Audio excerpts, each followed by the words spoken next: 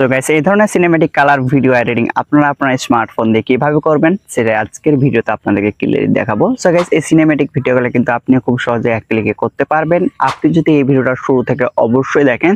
তো গাইস এই cinematic editing গুলো কিন্তু আপনাকে আর ইউটিউবে দেখতে হবে না। আপনি যদি আজকের ভিডিও দেখেন তো গাইস এই ভিডিও থেকে আপনি ক্লিয়ারলি বুঝে যাবেন কিভাবে এক ক্লিকে আপনি সিনেম্যাটিক ভিডিও এডিটিং করবেন।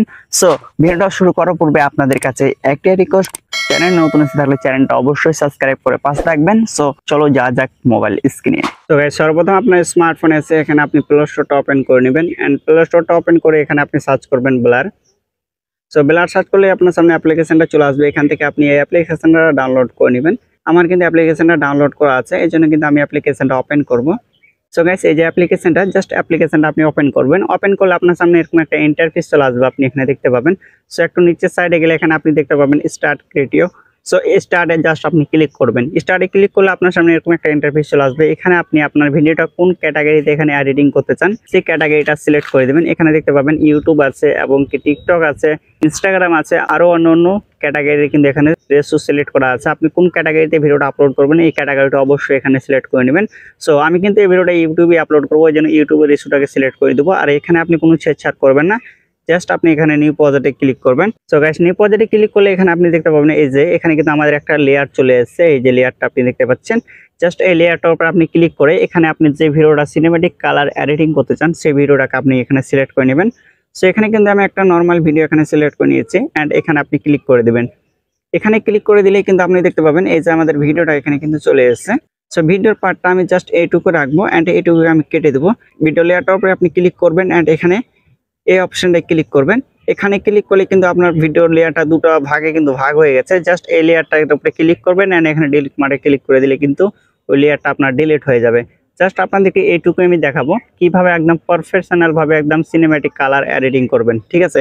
সো একটু নিচের সাইডে একটু লক্ষ্য করুন, এখানে দেখতে পাবেন ইফেক্ট, ঠিক আছে। ইফেক্টে ক্লিক করবেন। ইফেক্টে ক্লিক করার পর এখানে আপনি দেখতে পাবেন ফিল্টার, জাস্ট ফিল্টারে ক্লিক করবেন। ফিল্টারে ক্লিক করার পর আপনার সামনে অনেকগুলো এখানে কিন্তু ফিল্টার চলে আসবে। সো আমার নেটটা কিন্তু একটু প্রবলেম হচ্ছে, এই জন্য কিন্তু শো হচ্ছে না। এই ফিল্টারগুলো চাইলে আপনি আপনার ভিডিওতে অ্যাপ্লাই করতে পারেন। দেখতে পাবে অনেকগুলো ফিল্টার কিন্তু এখানে দেওয়া আছে। এই ফিল্টারগুলো চাইলে আপনি এখানে আপনার ভিডিওতে এখানে অ্যাপ্লাই করতে পারেন। সো এরপরে আপনি দেখুন এখানে একটা অপশন পেয়ে যাচ্ছেন সিনেম্যাটিক। জাস্ট আপনি সিনেম্যাটিকে ক্লিক করবেন এন্ড সিনেম্যাটিকে ক্লিক করার পর আপনার সামনে অনেকগুলো কিন্তু সিনেম্যাটিক কালার কিন্তু এখানে চলে আসবে। সো আপনার ভিডিওতে আপনি যেটা অ্যাপ্লাই করতে চান সেটা কিন্তু আপনি অ্যাপ্লাই করতে পারেন। দেখতে পাচ্ছেন একদম প্রফেশনাল ভাবে কিন্তু একদম সিনেম্যাটিক কালার এডিটিং হয়ে গেছে। সো আমি এটাতে ক্লিক করব। এটাতে ক্লিক করলে কিন্তু আপনি দেখতে পাবেন একদম পারফেক্ট ভাবে সিনেম্যাটিক কালার কিন্তু এডিটিং হয়ে গেছে। এরপর এখান থেকে আপনি চাইলে অপেসিটিটা এখান থেকে আপনি চাইলে কমিয়ে বা বাড়িয়ে নিতে পারেন। সো আমি কিন্তু এখানে ফুল করে দেবো, কারণ ফুল করে দিলে একদম পারফেক্ট লাগবে আমার ভিডিওটা। এন্ড এখান থেকে আপনি ব্যাকে চলে যাবেন, ঠিক আছে। ব্যাকে আসার পর আপনি দেখতে পাবেন আমাদের কিন্তু ভিডিওতে একদম প্রফেশনাল ভাবে সিনেম্যাটিক কালার কিন্তু অ্যাপ্লাই হয়ে গেছে, দেখতে পাচ্ছ।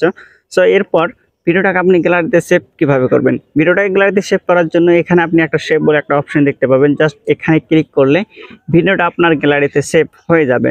সো গাইস দেখা হচ্ছে নতুন কোনো ভিডিওর সাথে, ততক্ষণ ভালো থাকুন, সুস্থ থাকুন, খুদা হাফেজ।